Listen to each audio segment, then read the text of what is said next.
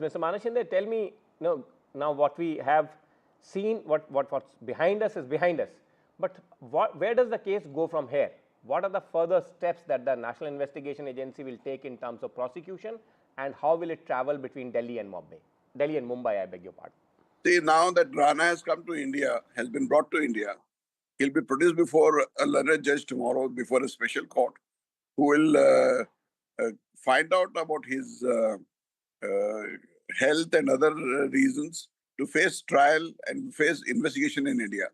The law will take its own course. In a matter like this, he would face a minimum of 180 days of police custody, because it's a special law under which he's being prosecuted, and the government and the prosecution will get more than 180 days if they satisfy the court that more time is necessary for investigation of the case. Now, the record of the Bombay trial, which took place after Kasab was arrested, has been transshipped to Delhi. The learned judge presiding over the court in Delhi will peruse those documents, and if those documents are needed by the prosecuting agency, they'll be handed over to them, so that the material which is collected so far by the Mumbai police during 2008 will be shared with the other investigating officers, and they will make efforts to trace out the local contacts that Rana had, and then make further arrests and prosecute those people if and when found.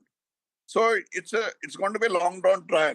It is not the end of the case just by bringing Rana to the Indian shores. Now is the right time to get the local contacts who helped Rana to establish a fake business where Headley operated as a logistical businessman and did all his acts. Headley has made a statement before the court of law, and he has been pardoned. That statement will be used against Rana, and therefore time has come when most of the factors which were hidden from the Indian judicial system will be exposed.